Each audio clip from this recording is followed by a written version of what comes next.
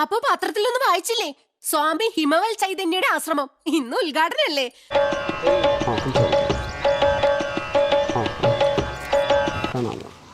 ആരാണ് അയാൾ? അകത്ത് തന്നെ എല്ലാം ഉണ്ട്. നിന്റെ അകത്തേക്ക് നീ തിരിഞ്ഞു നോക്കൂ. എവിടെയോ വെച്ച് കണ്ട പരിചയമുണ്ട്.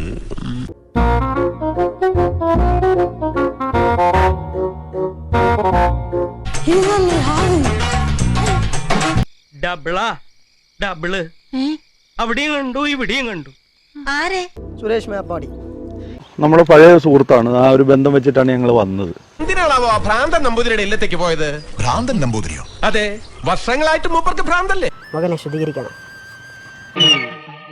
പോയി വല്ല ശനിയാഴ്ചയും വാസാമി എവിടെ നോക്കിയാലും ഉണ്ട് കാവ്യം കതറും. രാത്രി അവിടെ പിച്ചുണ്ടായിരുന്നു. അനാവശ്യം പറയരുത്. സിദ്ധന, മഹാസിദ്ധൻ. ഈ ലോഹത്തിന്റെ പോക്ക് കണ്ടിട്ട് എനിക്ക് ഞാനൊരു സത്യം പറഞ്ഞ് വിശ്വസിക്കൂ. എന്നാ എനിക്കത് ഓർമ്മയില്ല.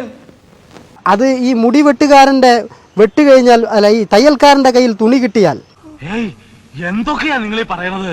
ഒരു പിടിയും കിട്ടലില്ല. അത് വേണ്ടാത്തത് പോയിട്ട് വേണ്ടത് നിൽക്കുമല്ലോ.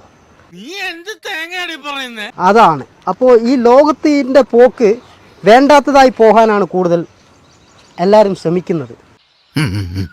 എന്താ ഷൈട്ട് പറഞ്ഞ? ഒന്നും മനസ്സിലായില്ല, പക്ഷെ കാണിക്കണ്ട.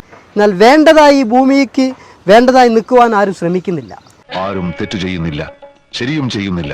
ശരിക്കും തെറ്റിനുമിടയിലുള്ള ഒരു നൂൽപാലത്തിലൂടെ സഞ്ചരിക്കുന്ന നിസ്സഹായരായ കൃമികീടങ്ങളാണ് നമ്മൾ. ഞാൻ അവൻ്റെ മോശമായ ഓറാസ് ആണെങ്കിൽ ഞാൻ ഇവിടുന്ന് തന്നെ ക്ലീൻ ചെയ്യും.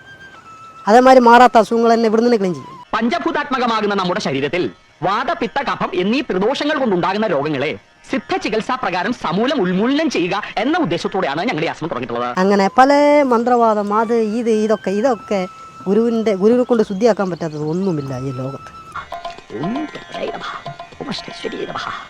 ഗുരുതി ജലാണ് സർവ്വ പാപങ്ങളും സർവ്വ രോഗങ്ങളും വിട്ടകലും. അനുഗ്രഹിക്കാം. ഇത് ഗുരു ലിംഗാണ്.